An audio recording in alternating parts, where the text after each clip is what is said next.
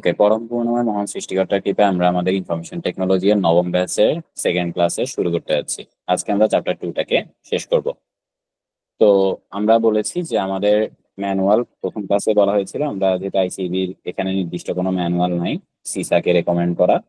তো এটার উপর ভিত্তি করে আমরা একটা বই রেডি করেছি এবং সেই বইটা থেকে আমরা আমাদের ক্লাসটাকে কন্টিনিউ করছি। তো প্রথম ক্লাসে আমাদের এই বইটারই চ্যাপ্টার 1 শেষ করানো হয়েছিল। তো যথারীতি আজকে আমাদের এই বইয়েরই চ্যাপ্টার 2টা শেষ করা হবে। আসুন দেরি না করে আমরা শুরু করে দেব।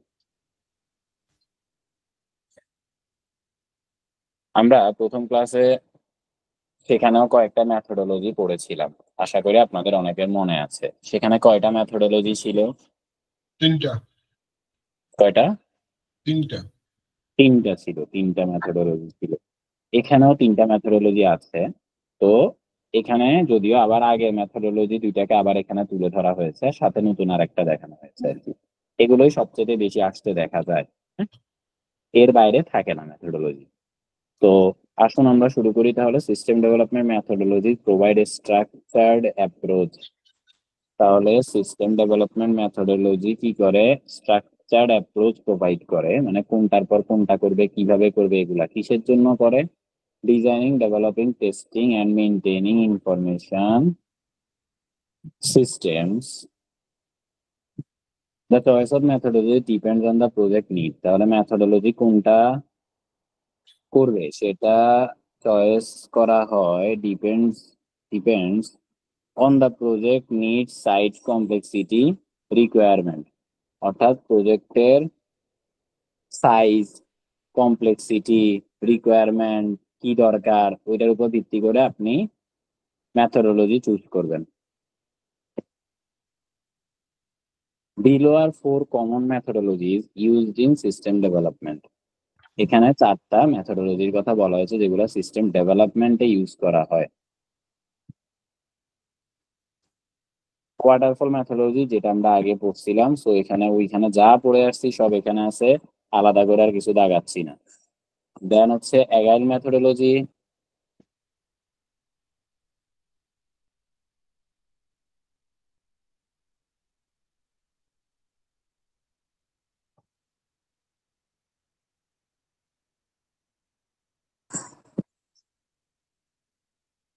আচ্ছা, এরপরে কোথায় ছিলাম?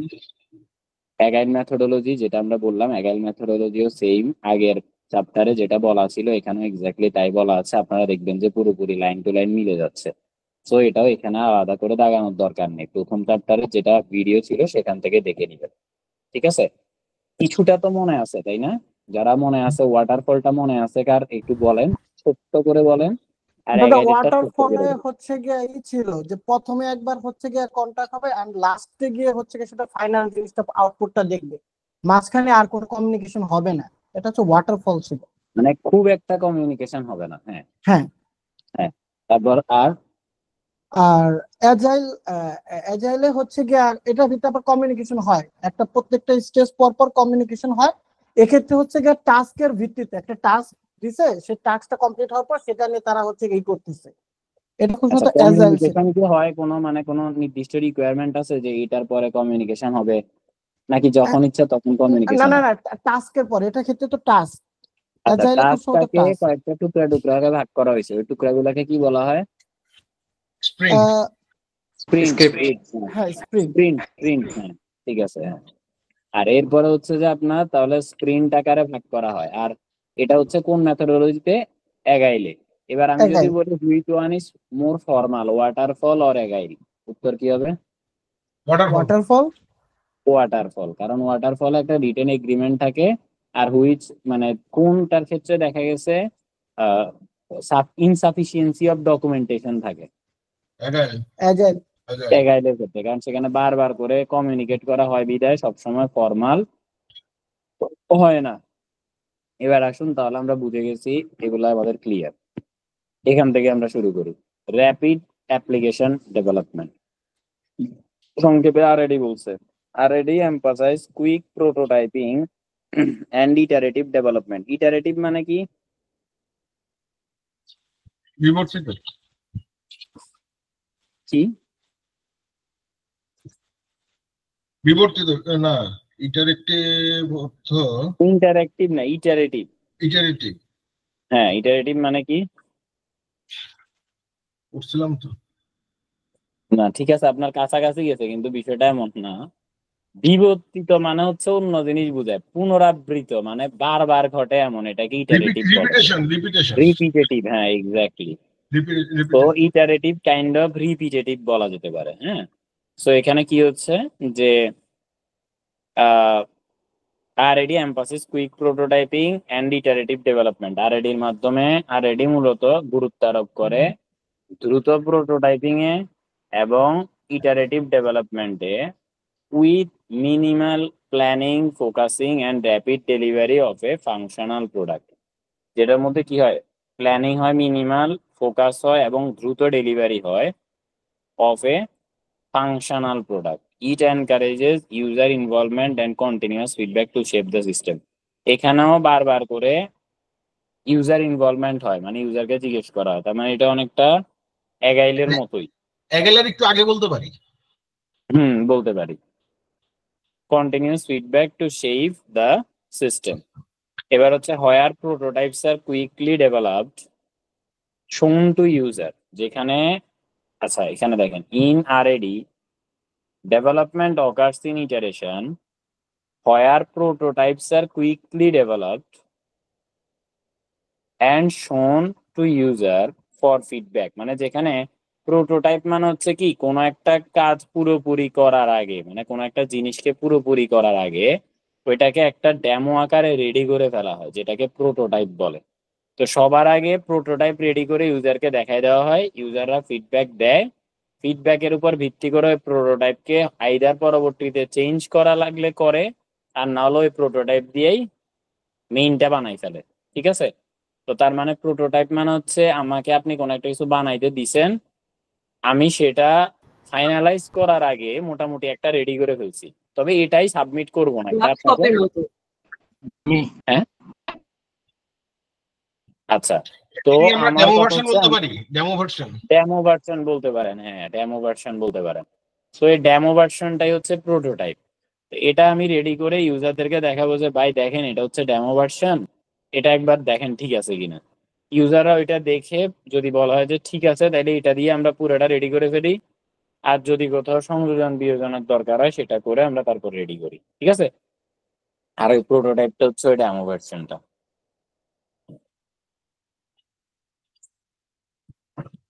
এবার আসেন প্রোটোটাইপিং মেথোডোলজি। এখন আগেরটার এটার মধ্যে দুইটাতেই প্রোটোটাইপের কথা আছে, পার্থক্যটা কি দেখেন এবার।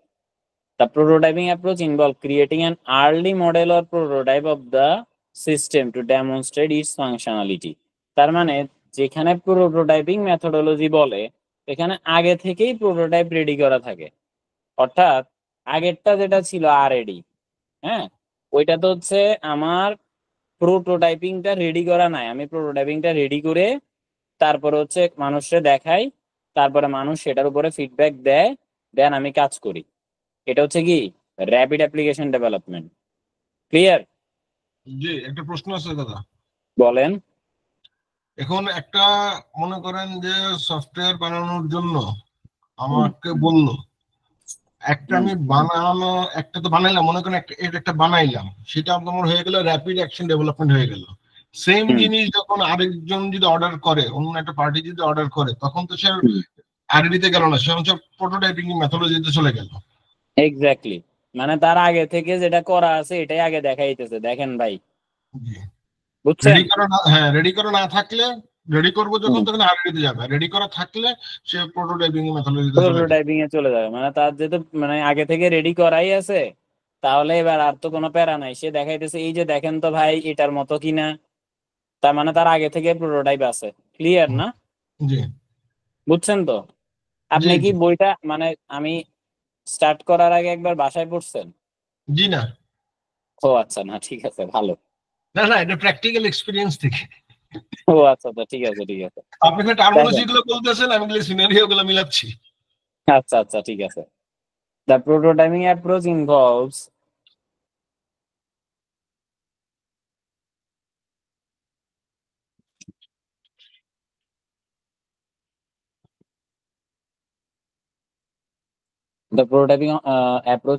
creating an early model or prototype of the system to demonstrate its functionality. ওকে, তাহলে আমরা তো বুঝে গেছি, দুইটার পার্থক্য বুঝে গেছি না? জি একটাতে প্রোটোটাইপ রেডি করা নাই, আরেকটাতে প্রোটোটাইপ রেডি করা আছে। যেটাতে রেডি করা আছে এটাই প্রোটোটাইপিং মেথোডোলজি, ঠিক আছে? This prototype is built quickly, allowing user to interact with it and provide feedback before the full system is developed. এরপরে ফাংশনালিটি বলছি, initial prototype is usually simplified version of the system. Initial prototype মানে কোনটা? ওই যে যেটা আপনার কাছে আগে ছিল জি কিছুটা। ধরেন আপনি এখন ধরেন বাংলাদেশে সবাই চিন্তা করতেছে যে এমসিকিউ পরীক্ষা দিতে পারলে ভালো প্রত্যেকটা জায়গায়। এখন বাংলাদেশে আস্তে আস্তে অনেকগুলো কোচিং সেন্টার ডেভেলপ করার চেষ্টা করতেছে, মানে জন্মগ্রহণ করতেছে আর কি সিএ তে। তো এখন সবাই চাইতেছে কি সবার একটা করে ওয়েবসাইট থাকবে, সেখানে মানুষ এসে পরীক্ষা দিতে পারবে। ধরেন সবাই এটা চাইতেছে। এখন সবাই যেহেতু চাইতেছে, তার মানে এক একজনের কাছে নিশ্চয়ই যাচ্ছে, গিয়ে বলতেছে আমার এরকম করে একটা বানাই দেন। তো যার এরকম দেখা গেছে কোন একজন ব্যক্তির কাছে চলে গেল বা ওয়েব ডেভেলপারের কাছে চলে গেল, যার কাছে আগেই অলরেডি আরেকজন ক্লায়েন্ট ছিল, তার জিনিসটাকে দেখা দিছে, দেখেন তো ভাই আপনি কি এমন চাইতেছেন কিনা? তো হ্যাঁ ভাই আমি এমনই চাইতেছি, ব্যাস শেষ। এবার ওইটার উপরে হালকা একটু কাটছাট করে তারা আরেকটা বানাই দিল, ব্যাস শেষ। তো কাস্টমাইজ করে, এখানে হ্যাঁ হ্যাঁ, কাস্টমাইজ করে। এক্স্যাক্টলি কাস্টমাইজ করে। তো এই ক্ষেত্রে এই যে এখানে প্রোটোটাইপিং টেকনোলজিটা ব্যবহৃত হচ্ছে বা প্রোটোটাইপিং মেথোডোলজিটা ব্যবহৃত হচ্ছে। তো develop two gather user feedback, তাহলে এখানে হচ্ছে যে ইনিশিয়াল প্রোটোটাইপ সাধারণত সিম্পলিফাইড ভার্সন হয়, আর সেটা ডেভেলপ করা হয় ফিডব্যাক গ্যাদার করার জন্য।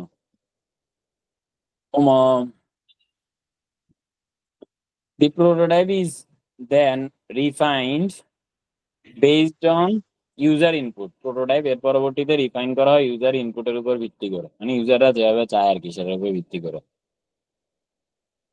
And this process continues until the final system meet user expectation. এটা ততক্ষণ পর্যন্ত চলতে থাকে যতক্ষণ পর্যন্ত ফাইনাল সিস্টেমটা, মানে যেটা রেডি হবে, সেটা ইউজার এক্সপেকটেশনটাকে মিট করে।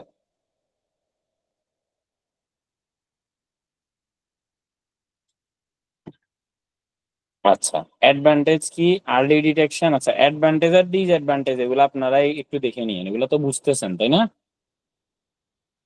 মানে আপনি যদি সিস্টেম গুলা বা মেথোডোলজি গুলা বোঝেন, তাহলে অ্যাডভান্টেজ ডিসঅ্যাডভান্টেজে বোঝার অসুবিধা হবে না। কিন্তু আপনি যদি এটা না বুঝেন তাহলে পুরো কিছুই বুঝবেন না। তো আমি বলবো যে সমস্যা করতেছে কেন,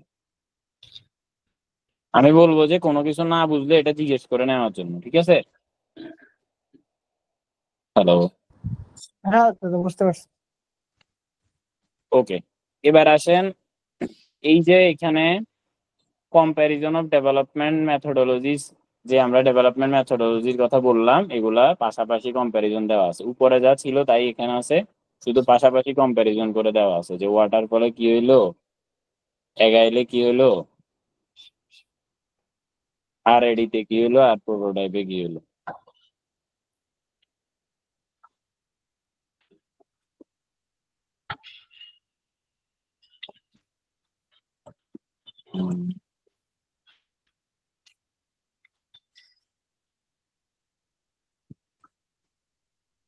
এবার আসেন কোনটা আমার প্রতিষ্ঠানের জন্য বেটার হবে।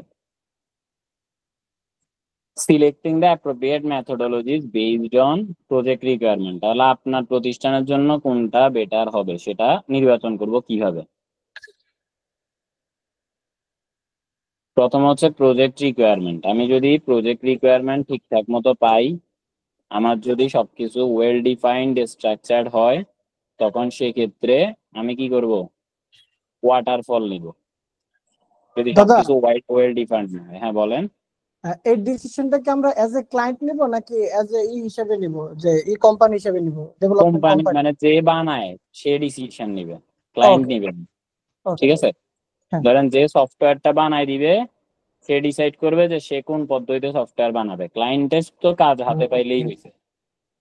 ঠিক আছে, হ্যাঁ দাদা এবার বুঝতে হচ্ছে for evolving or unclear requirement, যদি কোনো কারণে ইভলভিং মানে হচ্ছে ঘূর্ণায়মান, মানে একবার এটা আরেকবার এটা এভাবে করে চায়, তখন সেক্ষেত্রে অথবা রিকোয়ারমেন্ট যদি ক্লিয়ার না থাকে তাহলে সেক্ষেত্রে অ্যাগাইল মেথোডোলজি ইউজ করা হয়। ঠিক আছে, আর যদি ফর্মাল হয় সেটা ওয়াটারফল ইউজ করা হয়। এরপর হচ্ছে প্রজেক্ট সাইজ অ্যান্ড কমপ্লেক্সিটি, প্রজেক্টের উপর ভিত্তি করে প্রজেক্টের উপর ভিত্তি করে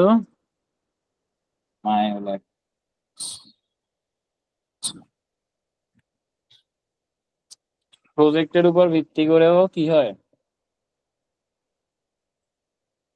আমাদের কোনটা নিব বা নিব না এটা ডিপেন্ড করে। তারপর যদি সেটা স্মল অথবা মিডিয়াম প্রজেক্ট হয় তাহলে অ্যাগাইল অথবা র্যাপিড অ্যাকশন, যদি সেটা লার্জ অথবা কমপ্লেক্স প্রজেক্ট হয় তাহলে ওয়াটারফল।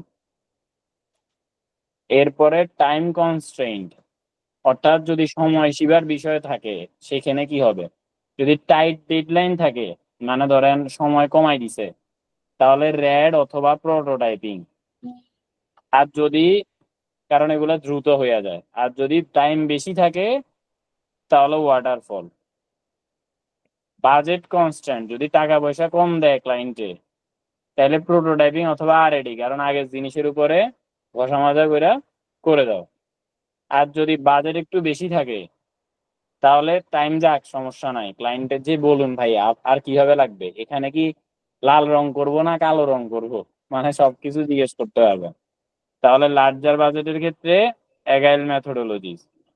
স্টেক হোল্ডার ইনভলভমেন্ট, যদি হাই স্টেক হোল্ডার ইনভলভ মানে স্টেক হোল্ডাররা যদি বারবার যদি তাদের সাথে কানেকশনের দরকার হয় তাহলে অ্যাগাইল অথবা প্রোটোটাইপিং।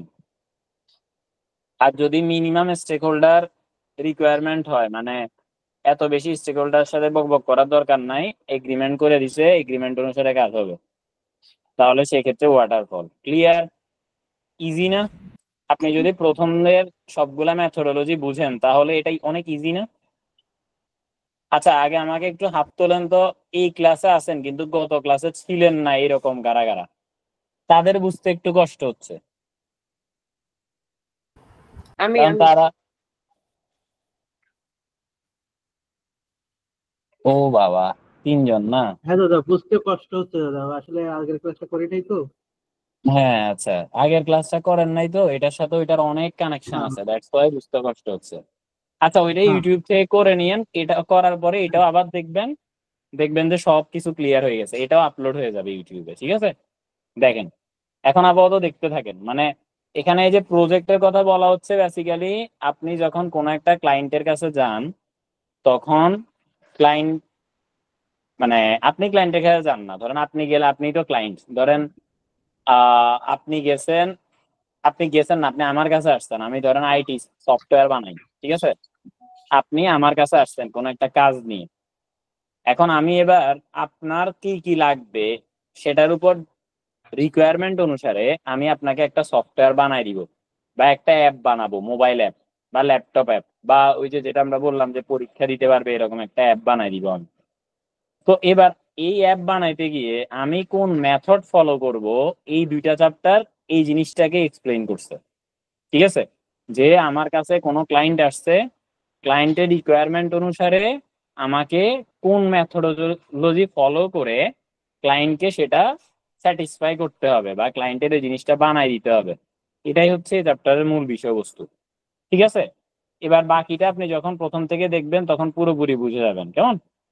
আর এই যে আমরা উপরে এতক্ষণ ধরে যা বলছিলাম এগুলাকে আবার নিচে একদম সহজ করে একসাথে দিয়ে দিছি, যাতে করে আপনারা দেখে একসাথে একবারে সব ডিভিশন দিতে পারেন। যে স্টেবল রিকোয়ারমেন্ট হলে কি, ইভলভিং রিকোয়ারমেন্ট, ইভলভিং মানে হচ্ছে বেশি বেশি চেঞ্জ হয়, ঘূর্ণায়মান রিকোয়ারমেন্ট আর কি। স্মল প্রজেক্ট হলে কি, লার্জ প্রজেক্ট কি, টাইট ডেডলাইন কি, এক্সটেন্ডেড টাইমলাইন হলে কি, লিমিটেড বাজেট হলে কি, লার্জ বাজেট হলে কি, high stake holder involvement, minimum stake holder involvement, কোনটা হইলে কোন প্রজেক্ট গ্রহণ করবেন এটা একদম একবার এখানে বলা আছে, ঠিক আছে। এবার আসুন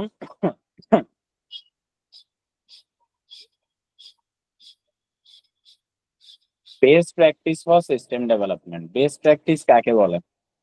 ধরেন আপনি নর্মালি কোনো একটা কাজ করতে গেলে ওই কাজ পূর্বে যারা করে আসছে এবং যারা ওই কাজ পূর্বে ঠিক করে আসছে, যেভাবে করে তারা সাকসেসফুল হয়েছে ওই কাজটা, ওই সিস্টেমটাকে বলা হচ্ছে বেস্ট প্র্যাকটিস। তার মানে ধরেন নর্মালি আপনি যদি ঢাকা থেকে চট্টগ্রাম যান তাহলে বিভিন্ন পথ আছে যেটা দিয়ে যাওয়া যায়। এখন কোন ভাবে গেলে সবচাইতে দ্রুততম সময়ে সবচাইতে সুন্দর করে যাওয়া পসিবল, সেটাই হচ্ছে বেস্ট প্র্যাকটিস, ঠিক আছে। এবার আসুন best practice for system development কি বলছে এখানে। Clear requirement gathering and analysis. সবার আগে এখানে অনেকগুলো স্টেপ আছে, ঠিক আছে, এগুলো সব হচ্ছে একটা স্টেপ। তো এখানে বেস্ট প্র্যাকটিস কি, before starting development it is essential to gather document and comprehensive requirement. This step ensures that the system development align with the stakeholders need and expectation. এর মধ্যে কি ইনভলভ স্টেকহোল্ডারদেরকে ইনভলভ করা, মানে best practice মানে হচ্ছে স্টেকহোল্ডারদেরকে যতটা সম্ভব যদি দেখা দেখি করানো যায় তাহলে ভুল হওয়ার সম্ভাবনা কম থাকে। তাহলে স্টেক হোল্ডাররা যেটা চাচ্ছে, মানে কাস্টমাররা, এখানে স্টেক হোল্ডার মানে ধরে নেন কাস্টমাররা যেটা চাচ্ছে তাদের মতো করেই পুরোপুরি বানানো হয়। যদি বারবার করে আমি তাকে জিজ্ঞেস করি যে ভাই দেখেন তো হচ্ছে কিনা এই use technique like interview, survey, workshop. কিছু টেকনিক ইউজ করা যেতে পারে, যে যেমন হচ্ছে ইন্টারভিউ, সার্ভে, ওয়ার্কশপ, এগুলো ইউজ করলে কি হয় আপনার ওই জিনিসটা আরো স্মুথ হয়। যদি যে কাজটা আপনি হাতে নিচ্ছেন ওই কাজটা আরো বেশি স্মুথ হয়। Create detail documentation. এবার এই যে আপনি ইন্টারভিউ, সার্ভে, ওয়ার্কশপ এগুলোর মাধ্যমে ইনফরমেশন গুলো কালেক্ট করতেছেন, এগুলো আপনার ওই অ্যাপ্লিকেশন বানানোর ক্ষেত্রে অনেক বেশি কাজে লাগবে। তাই এগুলাকে সবসময় ডকুমেন্ট করে রাখতে হবে। এবার বেনিফিট আর চ্যালেঞ্জ, এটা জাস্ট আপনারা একবার একটু দেখে নিলেই হবে। এবার আসেন iterative development and feedback cycle. তো ইটারেটিভ ডেভেলপমেন্ট মানে হচ্ছে ঘন ঘন ডেভেলপ করা, আর ফিডব্যাক সাইকেল মানে হচ্ছে ওই ডেভেলপ করে আবার জিজ্ঞেস করা যে ভাই ডেভেলপটা করছি এবার দেখেন তো হয়েছে কিনা, এটা তো করলাম এবার দেখেন তো হয়েছে কিনা, এরকম।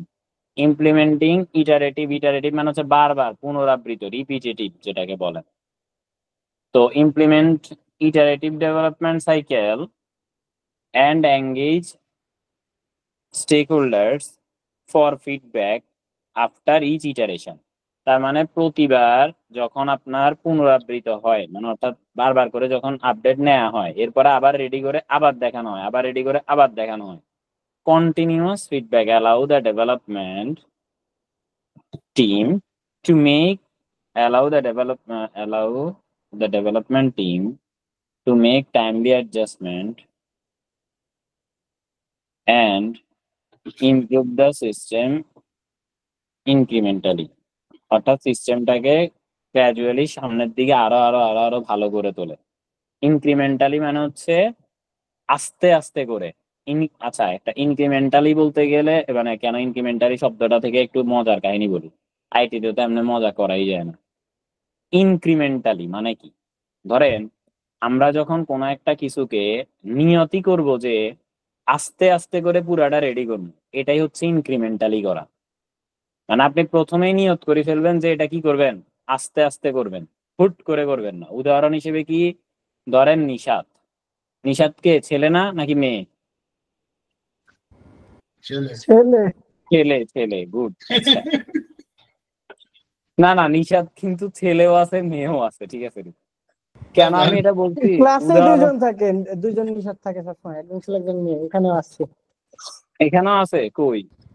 এই ক্লাসে নাই, অন্য জায়গায় দেখছি আমি, আরেকজন আছে নিষাদ নামে। আপনার ও আপনার আছে, এখানে যাকে আপনি দেখিও ফেলছেন, বাবা।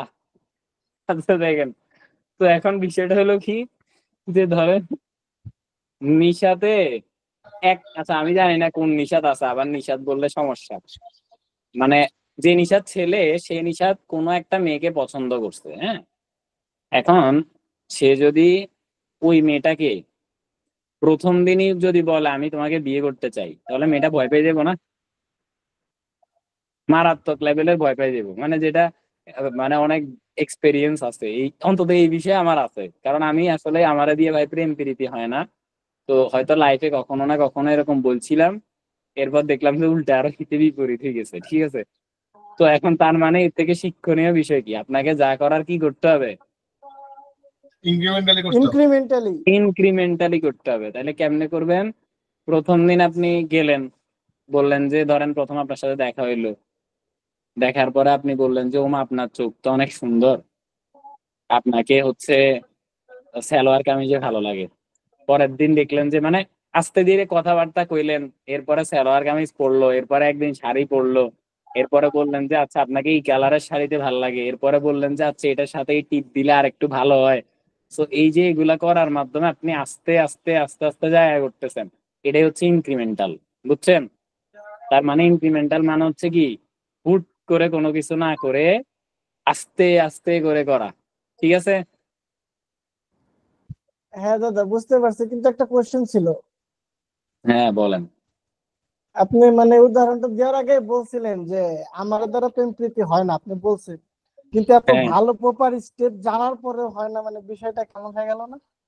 না, এই তো সেটাই বলতেছি, ওই যে আমি তো একটা জায়গা থেকে শিক্ষা নিছি না, শিক্ষা নেওয়ার পরে থেকে আর কখনো ইমপ্লিমেন্টই করা হয় নাই।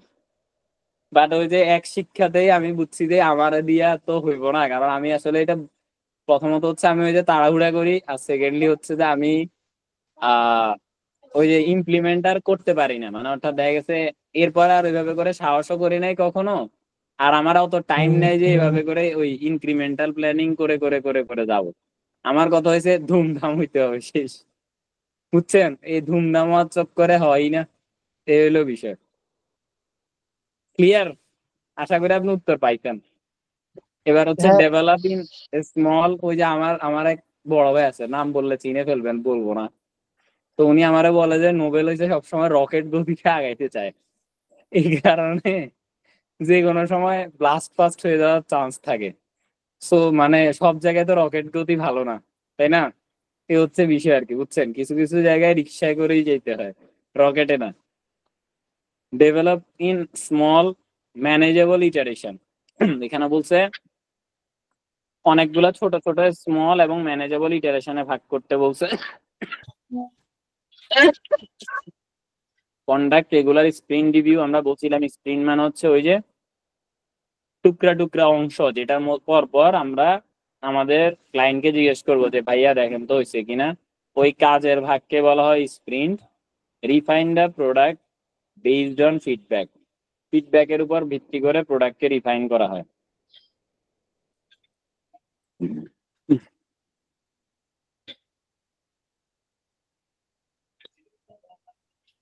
এবার আসেন অ্যাডপ্ট অ্যান্ড মডিউলার ডিজাইন।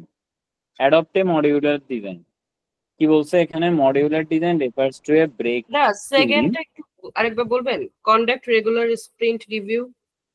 আচ্ছা, স্প্রিন্ট মানে হচ্ছে আমরা অ্যাগাইল মেথোডোলজির কথা বলছিলাম না? জি।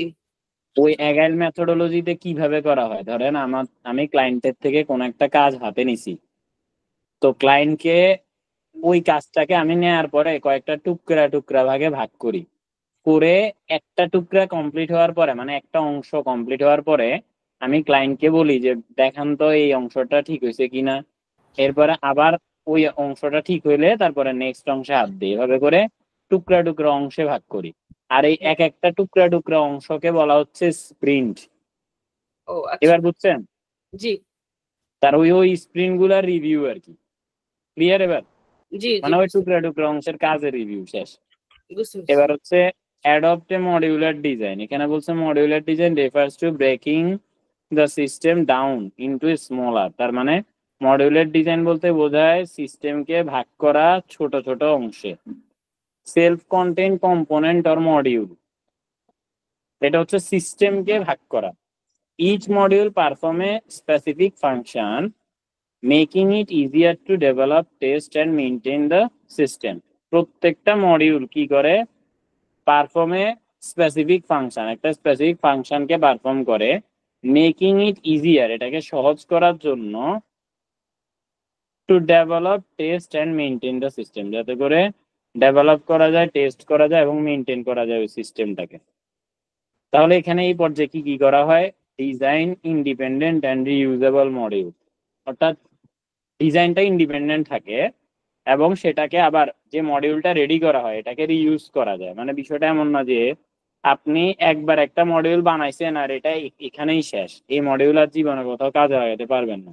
বিষয়টা এমন না, আপনি যেহেতু আইটি সেক্টরে কোনো একটা কিছু বানাই রেখে দিছেন, সো আপনি এই জিনিসটাকে আগামীতেও কাজ করতে পারবেন ইউজ করে। এরপর কি, ইউজ স্ট্যান্ডার্ডাইজড ইন্টারফেসেস। আপনার নর্মালি যে ইন্টারফেস রাখবেন, ইন্টারফেস মানে কি, যেখানে মানুষ দেখবে, যেটাকে ইউজার ইন্টারফেসও বলে। মানে আমি কোনো একটা ওয়েবসাইটে ঢুকলাম, ঢোকার পরবর্তীতে আমি যেটা দেখতেছি আমার সামনে আছে, ইট ইজ দ্য ইন্টারফেস। এটা যেন স্ট্যান্ডার্ডাইজ থাকে, মানে উল্টাপাল্টা বক্কচক্কর না হয়, দেখতে মানানসই যেন থাকে। প্রমোট স্ক্যালেবিলিটি, এবার আমার যে বিষয়টা আছে, আমি যেন উইদাউট ইম্প্যাক্টিং এক্সিস্টিং ওয়ান্স, মানে কোনো কিছুকে নষ্ট না করে আমি যেন আমার বর্তমানে যে মডিউলটাকে বানাইতেছি এটাকে এক্সপান্ড করতে পারি, আগের কোনো কিছুকে নষ্ট না করে। Modular system can be easily expanded by adding new module without implementing the existing ones. Okay, এরপরে বেনিফিট আর চ্যালেঞ্জেস, এটা সহজ জিনিস, আপনারা পড়লেই পারবেন। Emphasise testing at every stage, প্রত্যেকটা স্টেজে টেস্টিং এর উপরে গুরুত্ব দিতে হবে, প্রত্যেকটা স্টেজে। এখানে কি বলছে, ইউজ অটোমেটেড টেস্টিং, আপনাকে পারলে আপনি অটোমেটেড টেস্টিং ইউজ করবেন। ধরেন আপনি আমাদের মোবাইলের মধ্যে কোনো যদি ভাইরাস কিংবা কোনো ধরনের স্প্যামওয়্যার থাকে, তাহলে সেক্ষেত্রে সে আমাদেরকে নোটিফিকেশন দেয় যে এখানে কোনো প্রবলেম আছে, মানে virus detected or abnormal file detected, এভাবে করে কোনো কিছু তথ্য দিতে পারে। সো এক্ষেত্রে এগুলো আমাকে অটোমেটেড টেস্টিং এ থাকলে দ্রুত হয়। Incorporate unit integration and system testing, প্রথমত হচ্ছে আমার ইউনিটটাকে ইনকর্পোরেট করা, মানে একত্রিত করতে হবে। ইন্টিগ্রেশন, সেটাও একত্রিত করাই। আর এর পরবর্তীতে সিস্টেম টেস্টিং করা, যে ওই সিস্টেমে ঠিকঠাক মতো কাজ করতেছে কিনা। পারফর্ম ইউজার অ্যাকসেপ্টেন্স টেস্টিং, এখন আমি সবকিছু বানাই ফেলছি কিন্তু আমার ইউজাররা আমার এই জিনিসটাকে অ্যাকসেপ্ট করতে পারতেছে কিনা, নাকি ইউজারদের দ্বারা এটা ভালো লাগতেছে না। ঠিক আছে, এটা দেখা হয় মানে ইউজার অ্যাকসেপ্টেন্স টেস্টিং এর মাধ্যমে, যে আমি যে জিনিসটা বানাচ্ছি সেটা ইউজাররা নিতেছে কিনা, পছন্দ করতেছে কিনা। এবার আসেন version control and code management. কোনো কিছু না বুঝলে জিজ্ঞেস করি। Use version control system two track, আচ্ছা আগে আসেন ভার্সন কন্ট্রোল কাকে বলে, ভার্সন কি। ভার্সন মানে হচ্ছে, ধরেন আমরা অ্যান্ড্রয়েড ইউজ করি না, অ্যান্ড্রয়েডের মধ্যে বলে না এখন এখন অ্যান্ড্রয়েড ভার্সন কত চলে আমি ভুলে গেছি, মনে নাই। কোন এক সময় এগুলো নিয়ে অনেক 15-16, হ্যাঁ। আচ্ছা আচ্ছা, তো তার মানে এই যে ধরেন অ্যান্ড্রয়েডের আগে, ধরো আমার যখন মনে আছে সেটা ছিল ওই যে কিটক্যাট, নওগাট, মার্শমেলো, এরকম প্রত্যেকটা ধরেন ভার্সন 8 মনে হয়, মার্শমেলো নাকি এটা ছিল, নওগাট ছিল, এরকম কিছু ছিল। তারপর ভার্সন 9, এভাবে করে করে ধরেন প্রত্যেকটা ভার্সনের নাম আসিল। 10 নাম্বারটার নাম ওরিও আসিল, ওরিও, এটা মনে আছে। এরপর আর কিছু মনে নেই, মানে এরপর আর এগুলা নিয়ে আমি ঘাটাঘাটি করি না। কোনো এক সময় মোবাইল বা স্মার্টফোন নিয়ে অনেক ঘাটাঘাটি করতাম, জানি না নেন তো একটু। তো হচ্ছে সার আছে, সার আছে না, এটা pizza sauce.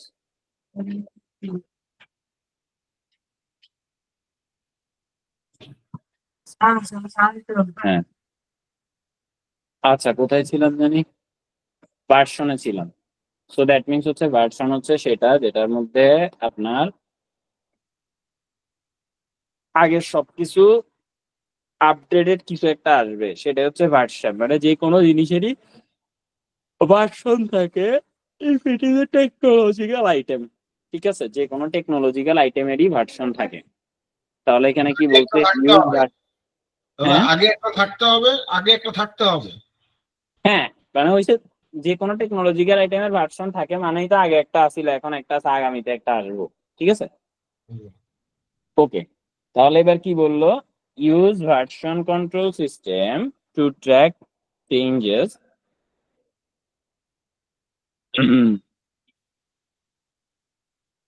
to track changes to the code base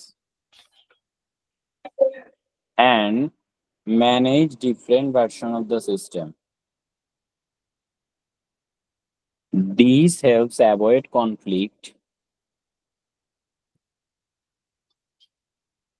especially when multiple developers are working on the same project. এটা কেন? কারণ ধরেন আপনি যখন একটা ভার্সন থাকবে, ভার্সন কন্ট্রোল থাকবে, তখন সেক্ষেত্রে আপনি আপনার যে ক্লায়েন্ট আছে তারা বুঝাই দিবেন যে ভাই এটা হইছে এই ভার্সন, এটা হইছে ওই ভার্সন। ধরেন ধরেন আপনি এমসিকিউ বানাইতে গেছেন, ওই যে এমসিকিউ না, ওই যে এমসিকিউর জন্য ওয়েবসাইট বিভিন্ন ভাবে বানানো যায়। অনেকে আছে লারাভেল ইউজ করে, অনেকে আছে ওয়ার্ডপ্রেস ইউজ করে। ঠিক আছে, এখন সবাই আরো অনেক কিছু থাকতে পারে, মানে আমি ধরেন দুইটার নাম বলছি আর কি। এখন ধরেন সব জায়গায় একই জিনিসই আসবো, এমসিকিউ আসবো, এখানে এমসিকিউ তে পরীক্ষা দিব, একই জিনিসই আসবো, কিন্তু এক একজন এক একটা মানে প্রোগ্রামিং ল্যাঙ্গুয়েজ ইউজ করে এটা বানাইতেছে। এখন যদি এরকম কিছু না থাকতো, এখন দেখা যাবে একজনে চার্জ করতেছে 50,000, আরেকজনে 1 লাখ, আরেকজনে 5 লাখ। তো এখন কথা হইলো ভাই তিনোটাতেই তো এমসিকিউ পরীক্ষা দেয়, তাইলে 5 লাখ টাকা চার্জ করতেছে না, 50,000 করতেছে, 1 লাখ করতেছে, তুমি 5 লাখ করতেছো কেন? তাই না, প্রশ্ন আসতে পারে না? তখনই হচ্ছে ভার্সনটা বুঝাইবেন যে ভাই সে যেটা দিয়ে বানাইতেছে এটা মানদত্তার আমলের জিনিস আছিল। ঠিক আছে, ওই সময় আমি হাফ প্যান্ট পরতাম আর এখন আমি স্যুটটাই পরি। তো তার মানে কি, আমার এটা জিনিস ভালো, তো জিনিস যেটা ভালো তার দামটা একটু বেশি। Exactly system. তো তার মানে এই কারণে ভার্সন কন্ট্রোল সিস্টেম থাকলে, মাল্টিপল ডেভেলপার থাকলেও কোনো প্যারা নাই। কেন টাকা বেশি কেন টাকা কম, এটা ভার্সনের কারণে বুঝান যায় যে ভাই দেখো এই কারণে হচ্ছে টাকা বেশি টাকা কমের খেলা। এবার দেখেন তাহলে সেম প্রজেক্ট, এবার হচ্ছে use tools like git, subversion, তারপর হচ্ছে মার্কিউরিয়াল, এগুলা সবগুলো হচ্ছে tools. Branching and merging strategy, এবার স্ট্র্যাটেজি গুলাকে চাইলে ভাগ করা যায় এবং এগুলাকে চাইলে আবার মার্জ করা যায়, একত্রিত করে কোনো কিছু তৈরি করা যায়। এরপর হচ্ছে যে ক্রিয়েট রেগুলার ব্যাকআপস। কি বলছে যে আমাদেরকে সব সময় ব্যাকআপ রাখতে হবে, এই কারণে যে আমাদের 1 মিনিট